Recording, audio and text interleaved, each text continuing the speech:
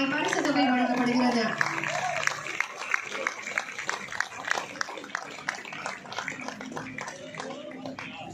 அடுத்து கால்பந்து போட்டியில் 2ஆம் பரிசை பெறுபவர் கடலூர் மாவட்டம் நரிமேடு ஊராட்சி மகளிர் சுய உதவி குழுவைச் சேர்ந்த ஞானமணி முத்துலட்சுமி அவர்களை அன்போடு அழைக்கின்றோம். விருது மற்றும் 15,000 ரூபாய் பரிசு தொகை வழங்கப்படுகிறது. கால்பந்து போட்டி 3ஆம் பரிசு தர்மபுரி மாவட்டம் மூளையானூர் ஊராட்சி மகளிர் சுய உதவி குழு ரேகா பதினாதேவி ஆகியோருக்கு வழங்கப்படுகிறது. கால்பந்து போட்டி ஆறுதல் பரிசு திண்டுக்கல் மாவட்டம் கொம்பேரிப்பட்டி ஊராட்சி மகளிர் சுய உதவி குழு பழனியம்மாள் மற்றும் மஞ்சுளா ஆகியோருக்கு வழங்கப்படுகிறது.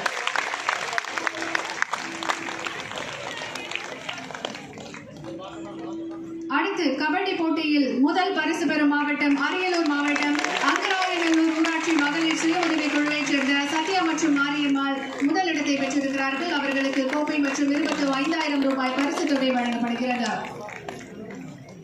கபடி போட்டி 2ஆம் இடம் திருப்பத்தூர் மாவட்டம் பெரிய கம்மியப்பட்டி ஊராட்சி மகளிர் சுய உதவி குழுவைச் சேர்ந்த ரேஷ்மா மற்றும் ஆஸ்மா ஆகியோருக்கு வழங்கப்படுகிறது. கபடி 3ஆம் பரிசு கள்ளக்குறிச்சி மாவட்டம் காசலம்பட்டு ஊராட்சி மகளிர் சுய உதவி குழுவைச் சேர்ந்த அருந்தவனம் சுதா ஆகியோருக்கு 3ஆம் பரிசு வழங்கப்படுகிறது. கபடி ஆறுதல் பரிசு கடலூர் மாவட்டம் குமலன்குளம் ஊராட்சி விநாயகா மகளிர் சுய உதவி குழுவைச் சேர்ந்த சுபா அடைக்கல ஜான்சி ராணி ஆகியோருக்கு வழங்கப்படுகிறது. அடுத்ததாக கொக்கோ போட்டி முதல் பரிசு கரூர் மாவட்டம் செம்மியநத்தம் ஊராட்சி மகளிர் சுய உதவி குழு ரஞ்சிதா மற்றும் நந்தினி ஆகியோருக்கு வழங்கப்படுகிறது. ஆண்களுக்கு நிகராக நடத்தப்பட்ட இந்த கோகோ போட்டியில் மிக சிறப்பாக விளையாடி முதலிடத்தை பெற்றிருக்கிறார்கள். கோகோ போட்டி 2வது பரிசு திருவண்ணாமலை மாவட்டம் கீழ்நகர் ஊராட்சி மகளிர் சுய உதவி குழு சரண்யா மற்றும் ரேகா ஆகியோருக்கு வழங்கப்படுகிறது. கோகோ போட்டி 3ஆம் பரிசு திண்டுக்கல் மாவட்டம் சந்தையூர் ஊராட்சி மகளிர் சுய உதவி குழுவினருக்கு வழங்கப்படுகிறது.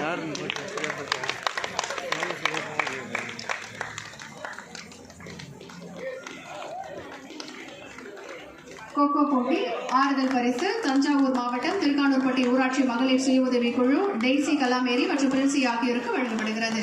மிக சிறப்பாக சாதனை புரிந்த மகளிருக்கு உங்களுடைய உற்சாகமான கைத்தட்டல்களை கொடுத்து அவர்களை மகிழ்ச்சியில் ஆழ்த்தலாம். அடுத்ததாக கயிறு இழுத்தல் போட்டி முதல் பரிசு ஈரோடு மாவட்டம் பெருந்தலையூர் ஊராட்சி மகளிர் சுய உதவி குழு சுமதி கீதா ஆகியோருக்கு வழங்கப்படுகிறது.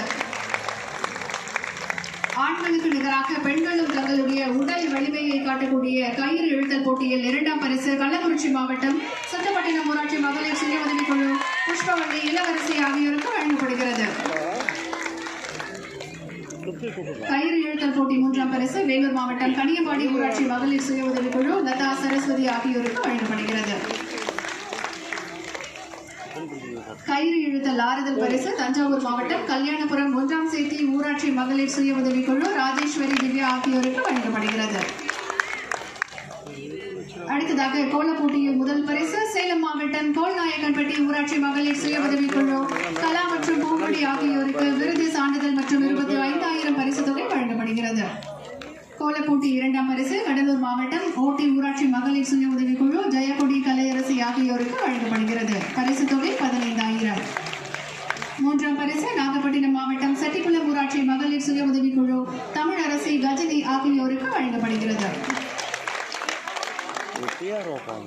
ஆறுதல் பரிசு விருதுநகர் மாவட்டம் பந்தல்குடி ஊராட்சி மகளிர் சுய உதவி குழு வேணி கலைச்செல்வி ஆகியோருக்கு வழங்கப்படுகிறது.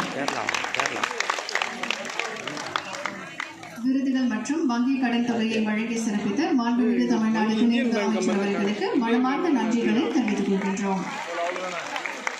அடுத்ததாக தமிழ்நாடு மகளிர் மேம்பாட்டு நிறுவனம் மேலாண்மை இயக்குநர் ஸ்ரேயா பி சிங் IAS அவர்களை நன்றி உரையாற்ற அன்போடு அழைக்கின்றோம்.